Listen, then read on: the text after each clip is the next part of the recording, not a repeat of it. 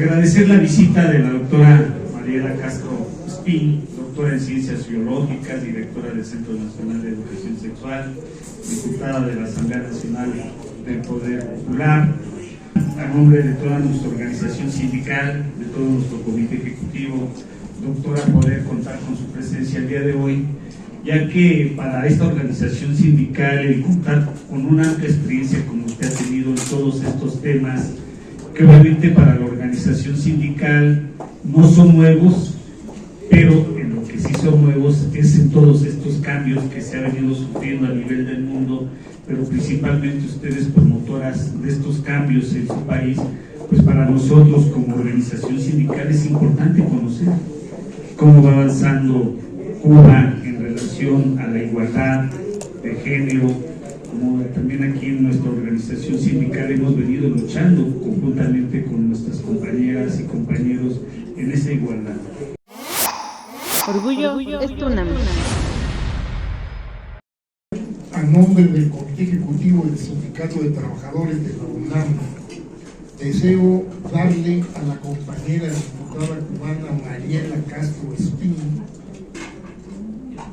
directora del CENSEX de Cuba e hija del comandante Raúl Castro Ruz, darle la más cordial bienvenida al campus central de la UNAM, conocido como ciudad universitaria, que fue declarado Patrimonio Cultural de la Humanidad por la UNESCO.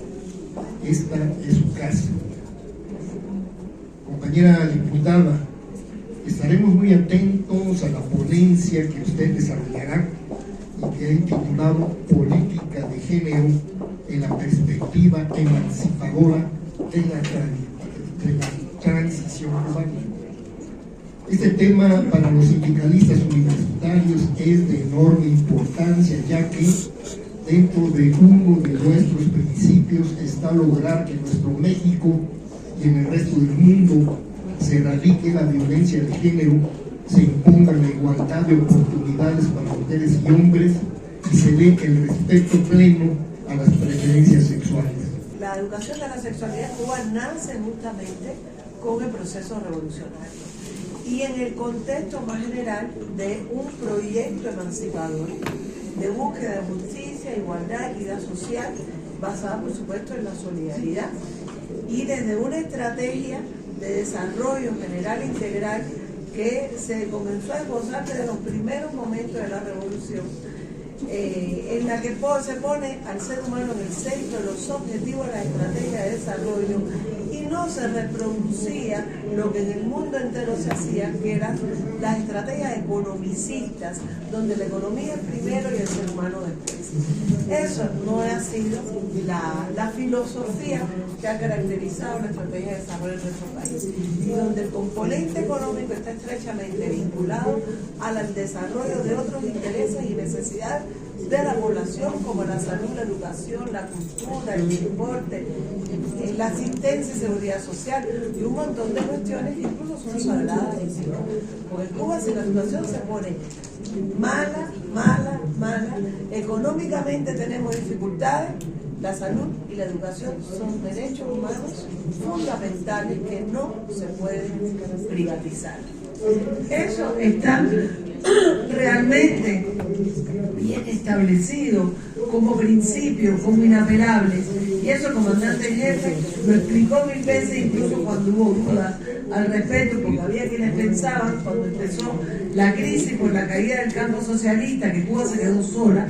El comandante lo explicó y lo argumentó muy bien. O sea, había gente que creía que privatizando la salud, cobrándolo los servicios de salud y de educación, entonces ya resolvíamos los problemas de la economía. No, si privatizando la educación y la salud no nos van a quitar el bloqueo de los Estados Unidos, que es el principal obstáculo al desarrollo y al logro de nuestras metas de desarrollo. Entonces, realmente, desde que nace, fíjate que triunfa la revolución el 1 del 59, que es la victoria revolucionaria.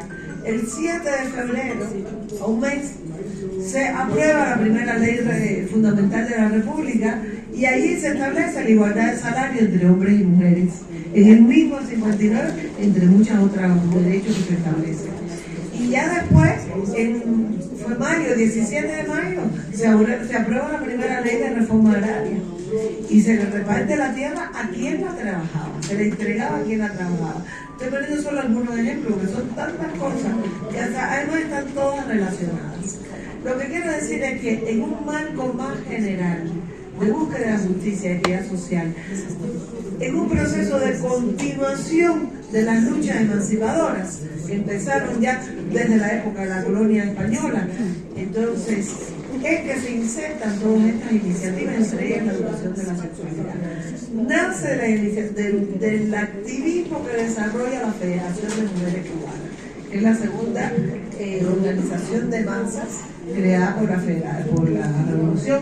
Primero los comités de defensa de la Revolución para proteger a nivel de barrio los atentados terroristas permanentes financiados por el gobierno de los Estados Unidos para hacer caer la Revolución. Y además, en un contexto muy interesante donde yo veo que hay un punto que marca todo, después del momento del triunfo de la Revolución, es la alfabetización, el proceso de alfabetización. Partiendo de lo que Martí decía, que ser libre es la única manera ser cultos es la única manera de ser libres. Y entonces ese principio martiano se desarrolla, o sea, todo el pensamiento martiano como se desarrolla con la revolución, como decía una canción, ¿no? Como Martí lo prometió y Fidel lo cumplió.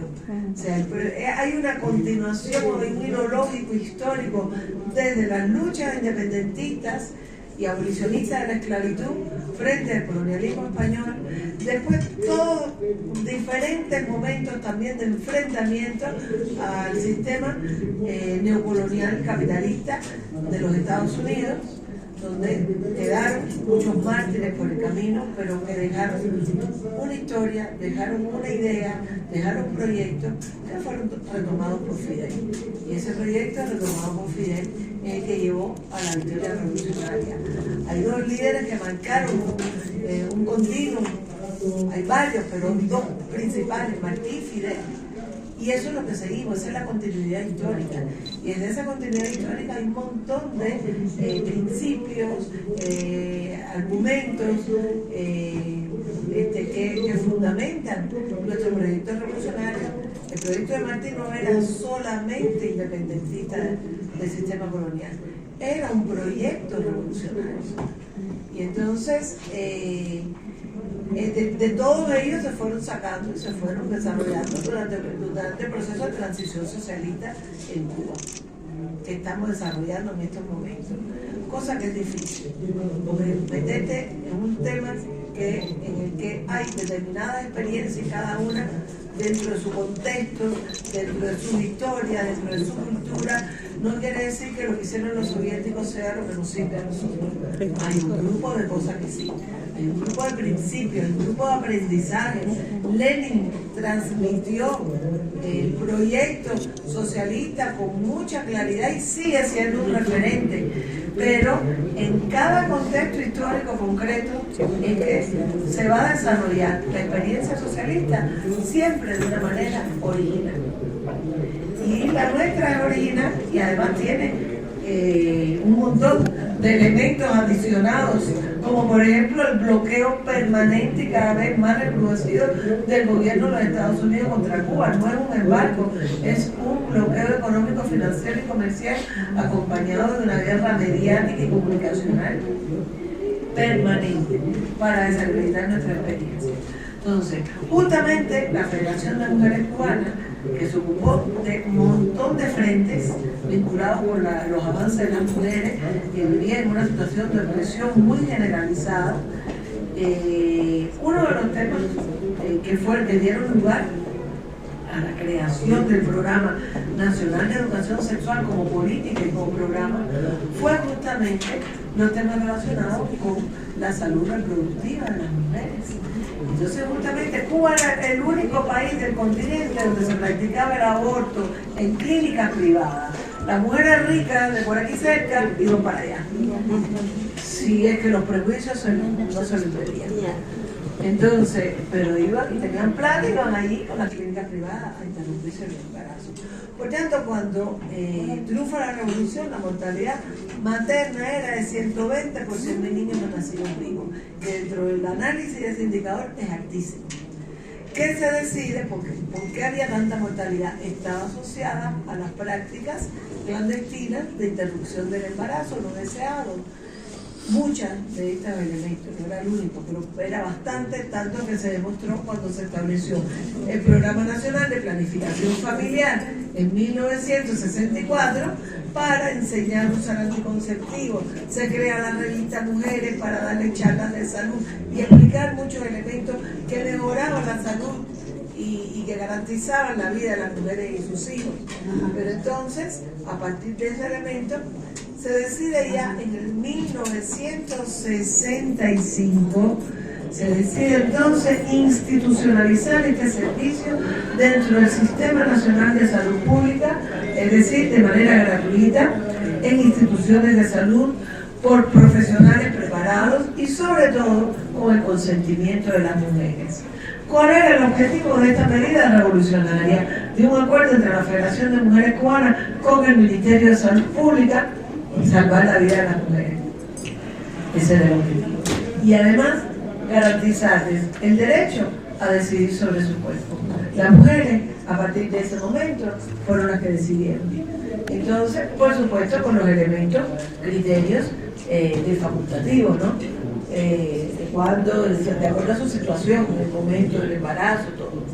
Y se establecieron reglas dentro del ministerio en este sentido. Y bueno, ya posteriormente, cuando se actualiza el Código Penal a finales del 70 y después de sus sucesivas actualizaciones, quedó establecida la penalidad en relación con este tema, que estuvo relacionada con, por ejemplo, la violación de estos 4 elementos que les dije, es lo que se penaliza. Bueno, yo te lo digo porque vos me jurista. Y entonces, es decir, se penaliza que se cobre, que no se haga en centros de salud, que no se haga por profesionales preparados y que no se respete el consentimiento de la mujer. Entonces, eso es lo que se penaliza. No a la pobre infeliz mujer que la siguen condenando a la hoguera como bruja, llevándola a la cárcel por haber interrumpido el embarazo. El cuerpo no le pertenece a la mujer. Entonces, es tremendo, es terrible. Entonces, son cosas que nosotros lo consideramos que fue un avance importante del proceso revolucionario, que además no solo se estableció. A partir de las medidas que se tomaban, se iba haciendo un trabajo de educación permanente. Eso hizo que las mujeres, en sus plenarias anuales, porque esta organización siempre tuvo un mecanismo de participación muy peculiar, que fue generando las propuestas de política hacia el Estado cubano con respecto al avance de las mujeres.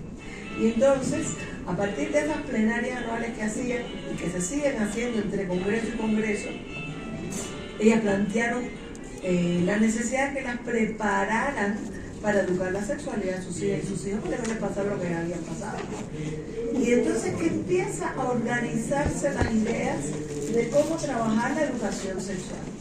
Y se empiezan a buscar experiencias en el mundo. Y entonces se organiza ya en 1972, la Federación de Mujeres Cubanas crea el Grupo Nacional de Trabajo de Educación Sexual, con enfoque multidisciplinario intersectorial, y sus 4 responsables principales eran el Ministerio de Salud, el Ministerio de Educación, la Unión de Jóvenes Comunistas y la Federación de Mujeres Cubanas como líder del proceso, atendido directamente por su presidenta, este grupo. 16 años duró el grupo, hizo un trabajo muy importante de divulgación científica popular, muchas publicaciones de autores y de otros países que tenían mucha experiencia. Se hicieron cursos de formación de profesionales para la orientación y terapia sexual, para trabajar la educación sexual, y incluso se publicaron libros para las edades de la adolescencia, la juventud. Hay un libro que fue famosísimo, que fue un bestseller en 1979, que se llama El hombre y la mujer en la intimidad, del médico alemán Siegfried Schnabel, que realmente tuvo un impacto tremendo. Hubo que hacer reimpresiones constantes porque era muy solicitado el libro. Y en ese libro, una de las cosas que se planteaba, muy novedosas, fue que la homosexualidad no es una enfermedad. Ya eso se había establecido en la Asociación Americana de Psiquiatría, no sé si en 1973 o 74. Y estos médicos que estaban vinculados con esos procesos porque eso fue un largo proceso de llevar a la comprensión de la psiquiatría, que era la especialidad médica que más estigmatizaba y patologizaba la homosexualidad, pues eso se publicó en Cuba. Creó mucha algarabía, pero también mucho interés por conocer y por entender. Y yo recuerdo personas que me dijeron, personas gay, que me dijeron, es que cuando yo leí ese libro yo me sentí tan aliviado, tan tranquilo de saber que yo no era una persona enferma. O sea, mira que el libro hacía bien, no solo desde el conocimiento científico que aportaba, sino también en ayudar a las personas a quitarse esa carga de estigma y de prejuicios que tenían sobre sus espaldas.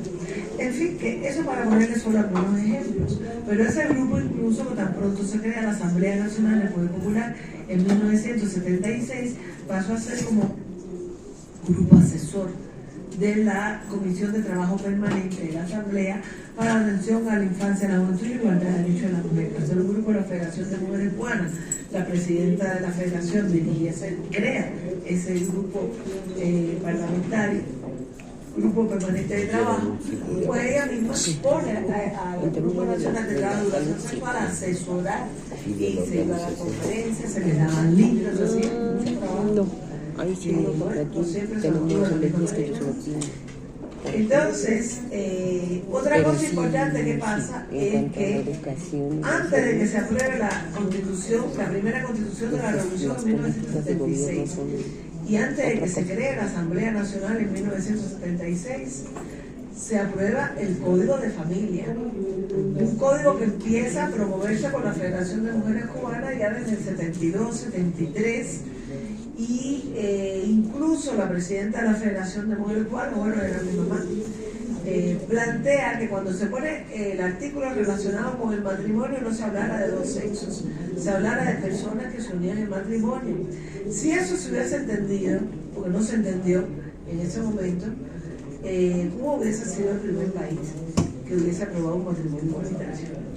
Pero bueno, yo te digo que la revolución ha demostrado que también, yo digo que es como una película que tú vas viendo de cómo se fueron construyendo los consensos en estos temas y en muchos otros. Fidel incluso cuando declara el carácter socialista de la revolución y entrega las armas al pueblo para defendernos con la agresión de los Estados Unidos que llevó a Playa Girón, le entregó las armas al pueblo para defender el carácter socialista de la revolución. Uno que no está legitimado en el pueblo no le da las armas al pueblo para defender el socialismo, un país tan anticomunista como era Cuba. Pues bien, así se hace la revolución también. Fidel era un líder muy carismático que tenía mucha claridad de la sensibilidad del pueblo por dónde iba. Iba encontrando como que los retos que nos iba poniendo por delante y los iba calibrando del diálogo directo, porque siempre nosotros decimos que es como que nuestro comunicador por excelencia. Y él sostenía un diálogo permanente en la universidad, iba a discutir con los estudiantes y los profesores, iban armando ideas, iba a discutir con las organizaciones de masa, con trabajadores, con sindicalistas en la fábrica, y en el diálogo la población iba construyendo, retroalimentando sus ideas, sus propuestas.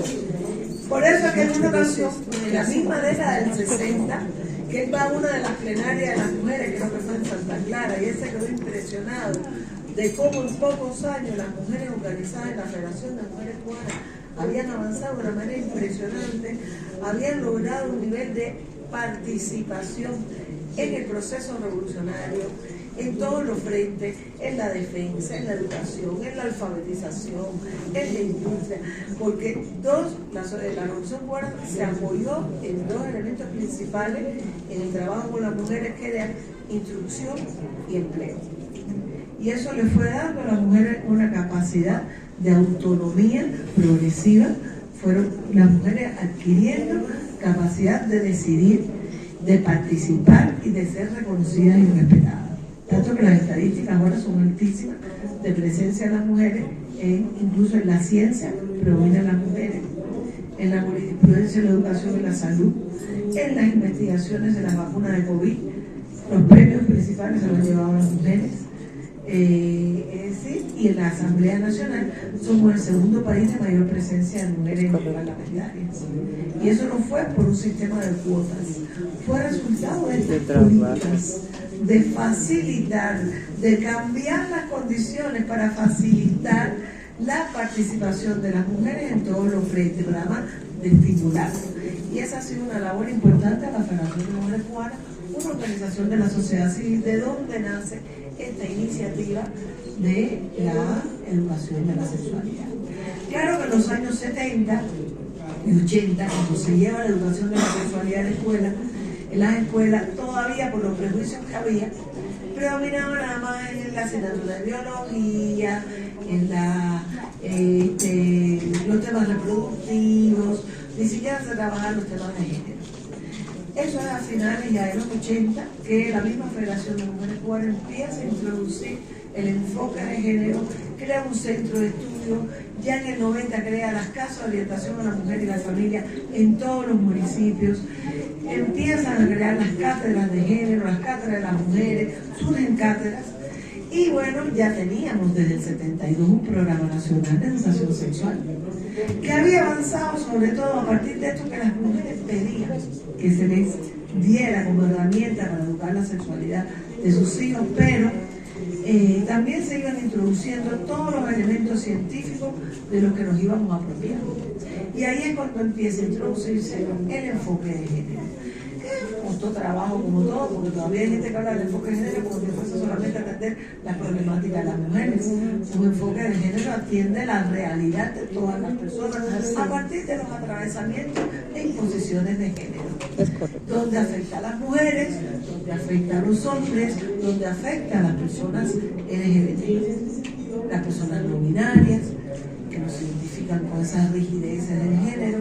Entonces, bueno, ese es el enfoque de género, y costó trabajo irlo introduciendo en su justa medida, y es un recurso importante para poder operar en este tipo de transformaciones de la sociedad.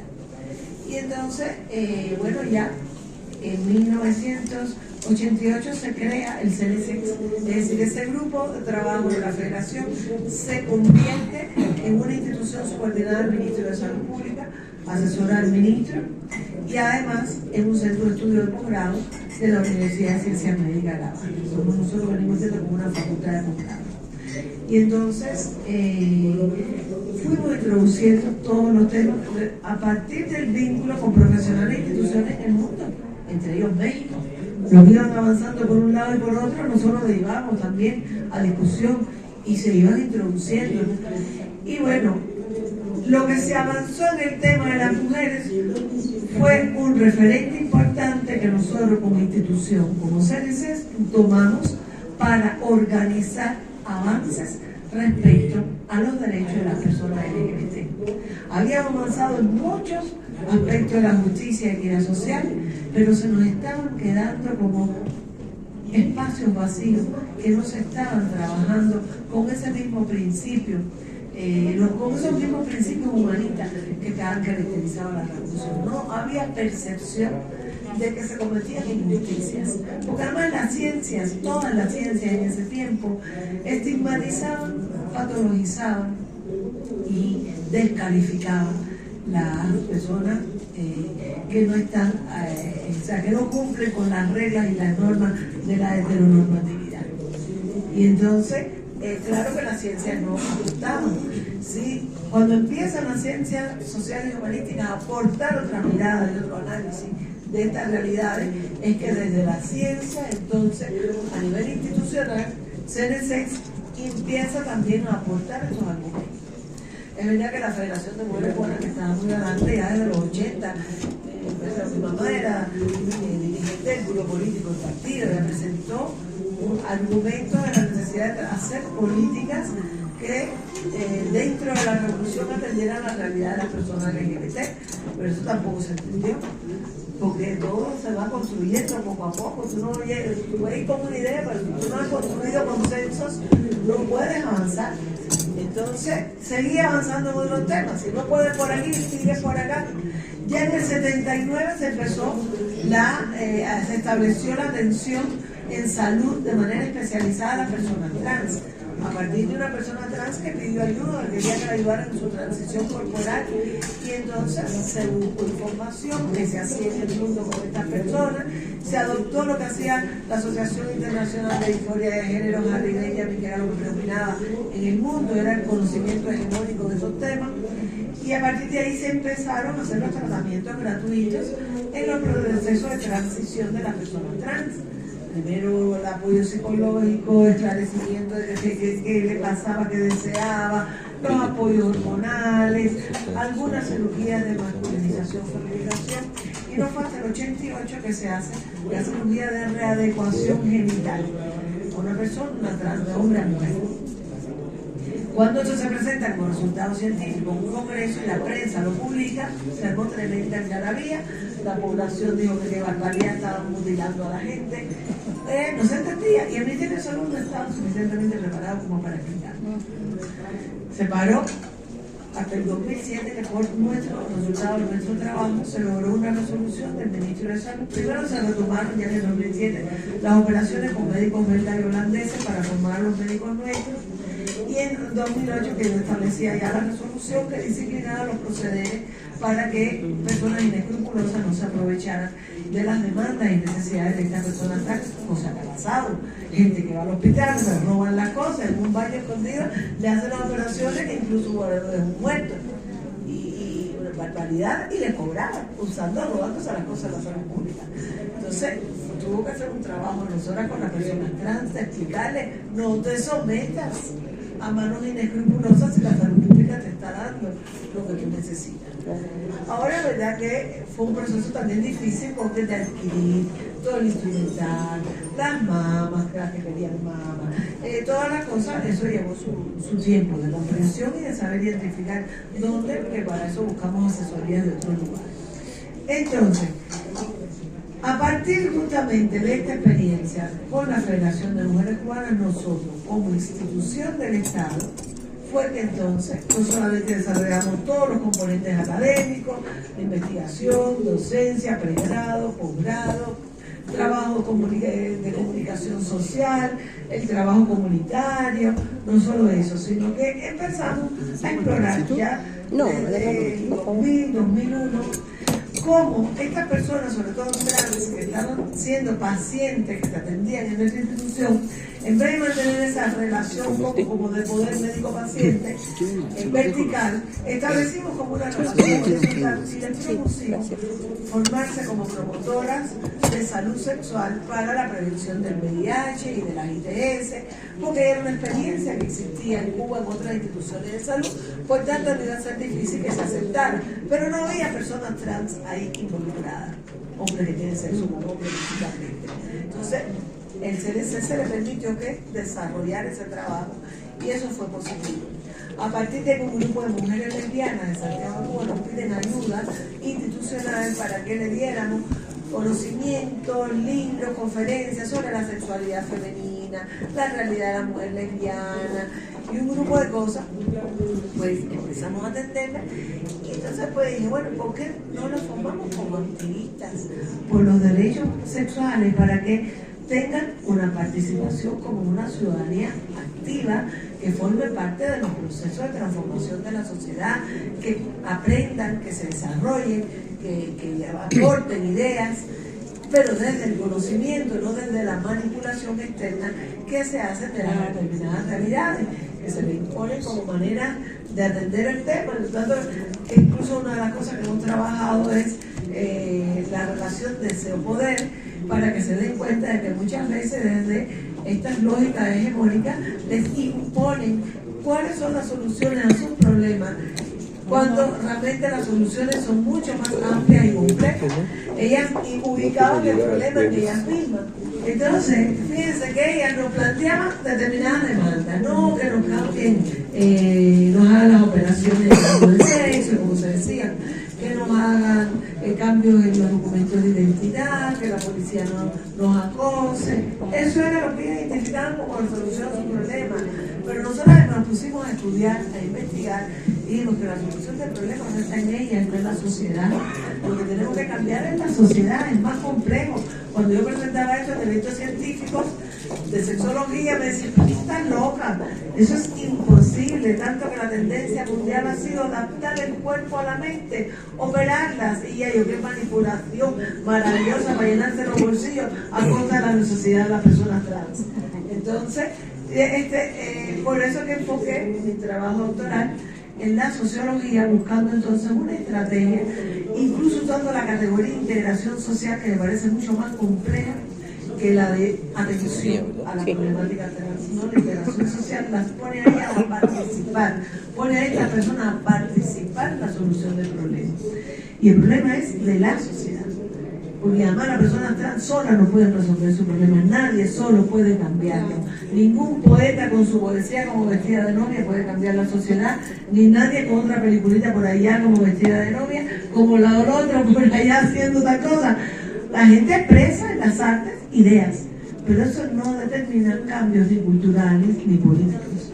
Hay que hacer otro tipo de trabajo, hay que involucrarse de otra manera, no solo cuestionarlo, contarlo, en fin, o a veces hasta vivir de un cuento.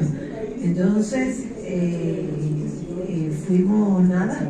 propusimos entonces a la dirección del partido y del Estado una propuesta de estrategia, y esa estrategia, bueno, pues ha ido evolucionando, la hemos ido enriqueciendo, ya la hemos extendido también a las personas LGBT, no solamente a las personas trans, y es lo que, bueno, nos ha permitido avanzar y lograr posicionar en la política, en las leyes, primero la política del partido, ya después la del Estado, el gobierno, el reconocimiento y garantía de los derechos de las personas LGBT, tanto que quedaron blindados estos derechos en la Constitución de la República de 2019, que se aprobó después de un amplio y riguroso proceso de consulta popular, por eso digo que el pueblo actuó como legislador, y de aprobar el referéndum popular.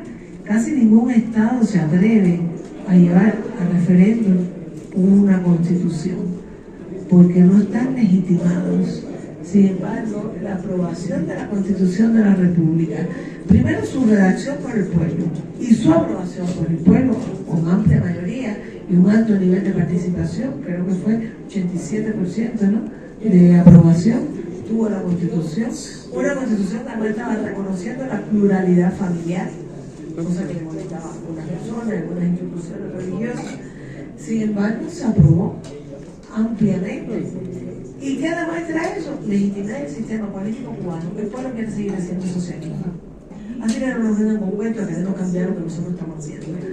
Entonces, después, el Código de la Familia, una ley que desarrolla estos derechos constitucionales en el campo del derecho familiar, y además es más específica en que introduce ya el matrimonio, el derecho de las personas LGBT dentro de la familia al matrimonio, a la unión consensual, a la adopción de hijos, a la reproducción asistida y un montón de cosas más, una protección importante, mucho más amplia en el campo de la violencia de género, en la protección a personas en situación de discapacidad.